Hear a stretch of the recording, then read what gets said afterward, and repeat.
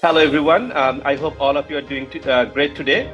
Since President Trump's re-election, I got a lot of email and texts and calls and communication from other platforms about the prospective implication of his presidency on American immigration system.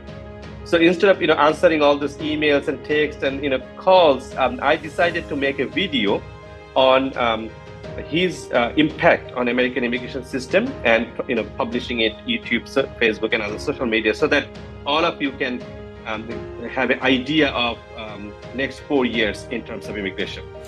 Of course, this is too early to say anything. This is kind of my prediction, and my prediction is based on his past 4 years as a president, his different campaign comments, his campaign promises, his media coverage, his press conference, and his different comments about immigration.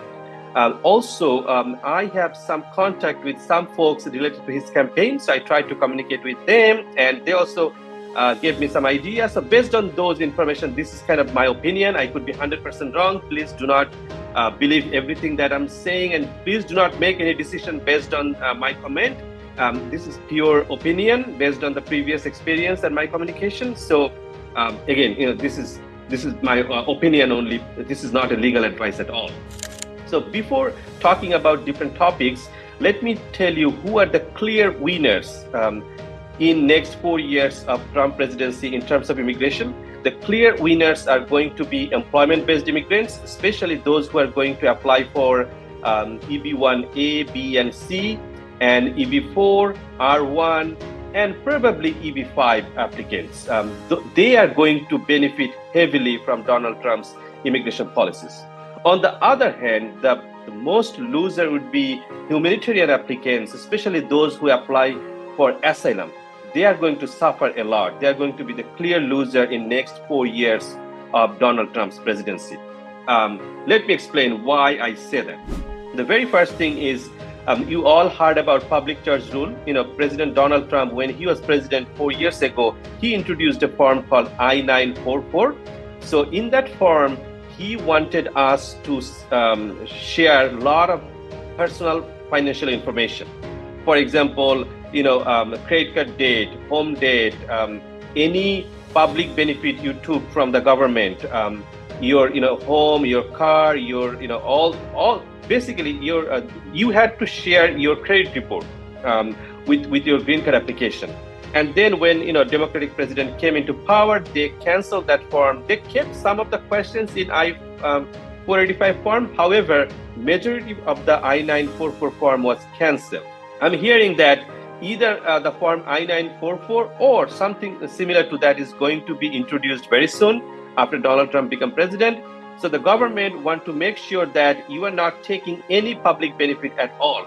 A lot of folks in big cities like New York, Los Angeles, Chicago, you take a lot of public benefits, a lot of subsidized health insurance, child care benefits, and other things. EBT card, WIC, SNAP, food stamp, a lot of benefits that you are not supposed to take those benefits, but you took it anyway.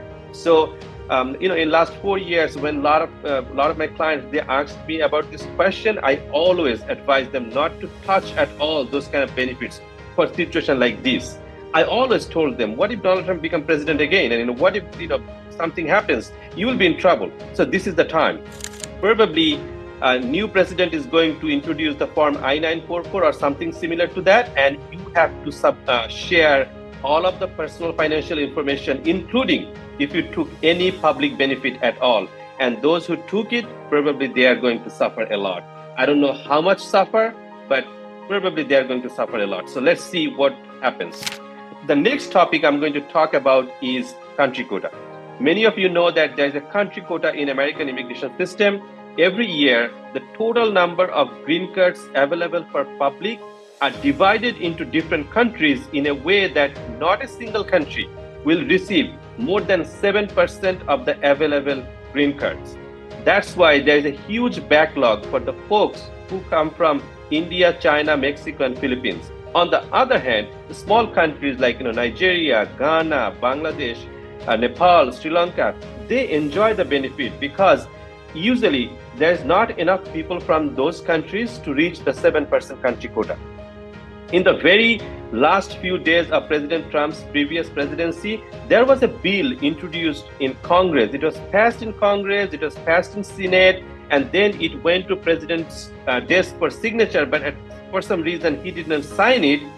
The intention of that bill was to abolish this country quota.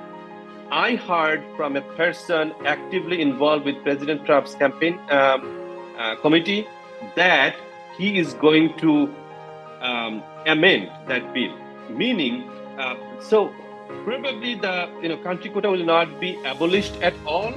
However, they are going to revise it. So, for example, at this moment there is 7% country quota. It is they are going to increase it probably 15% or 20%. We don't know whether it will be 12%, 15%, or 20%.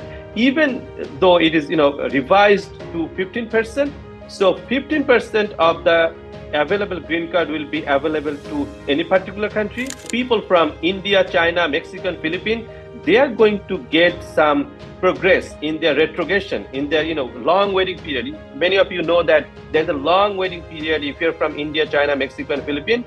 So that long period will be shortened a little bit, not a lot, but a little bit. On the other hand, folks from other countries like Ghana, Nigeria, Sri Lanka, Nepal, Bangladesh, you are going to see your waiting period a little longer because available visas will be allocated to other big countries, so they'll be shortened for shortages of green cards for your countries. So there'll be a little more more backlog for those countries. Now, we do not know the situation. This is kind of my prediction and information from sources. So short point about this country quota is that he is going to revise it, not abolish it totally.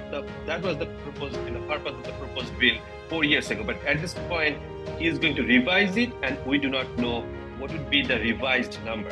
But it will not be 7%. That's kind of for sure. The next thing I'm going to talk about is H-1B. Many of you know that there's only 85,000 H-1B visas available every year. He's going to increase it.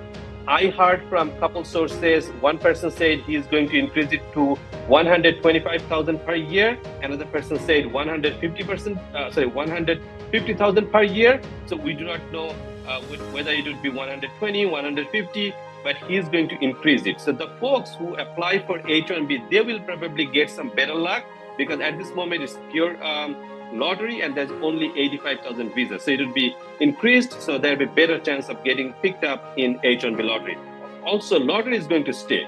He's not going to abolish the lottery system, but he will going to increase the number of visas under H-1B. Also, the folks who apply for EB-1A, B, and C, American government is going to take more liberal approach towards EB-1A, B, C because they believe that EB-1 immigrants are very qualified and America needs qualified people.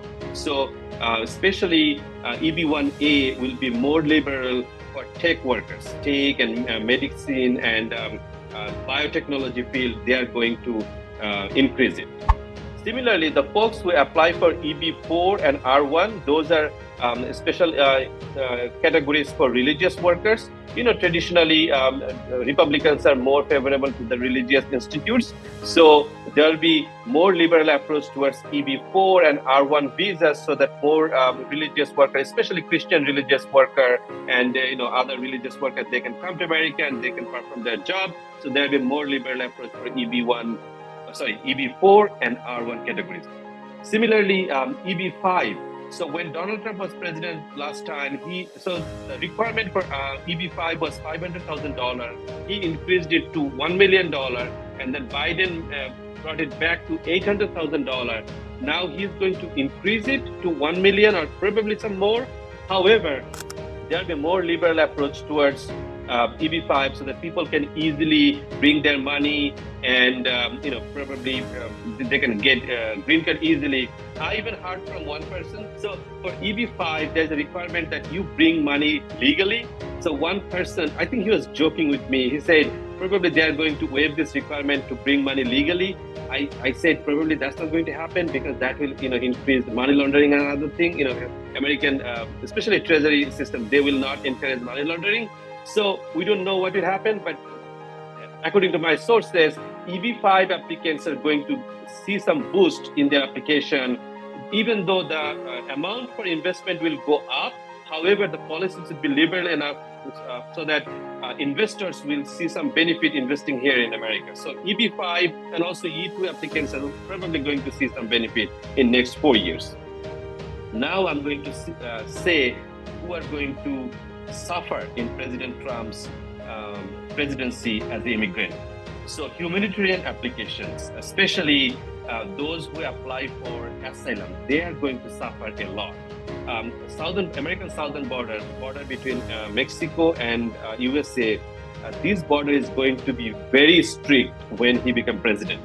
And he's not only is going to build a wall from point one to point B, he's going to recruit more people for border protection, border patrol, and other things. So there will be a reduction of people who are crossing from southern border and entering into America. Also, there was another policy, it's called Stay in Mexico. So if you want to apply for asylum, you have to stay in Mexico and apply in a office in Mexico. He is going to introduce that again.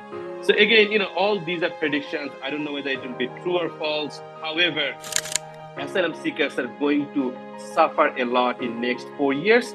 Not only they will not be able to enter America, the entire process will be harder. There will be less immigration judges. There will be less immigration court. So it will take a long time to process application. Even EAD card processing time may increase under asylum applications. Not only that, previously in past 4 years of Donald Trump presidency, we see that other humanitarian applications like T visa and U visa, those were also hard to prove because of some government policies. So humanitarian applicants, you're going to see some reduction. Refugee admission will also, the total number of refugee admission will probably come down a little bit. So those are the prediction for next 4 years. Of course, again, this is too early to say anything. When he will take office in January 20th, 2025, and after probably 1 week or two, we'll have like a better understanding. But this is kind of my prediction for next 4 years.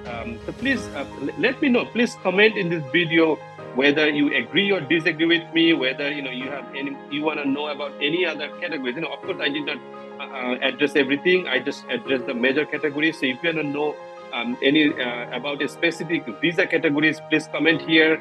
I will try my best to answer all of your questions. Have a wonderful day. Bye.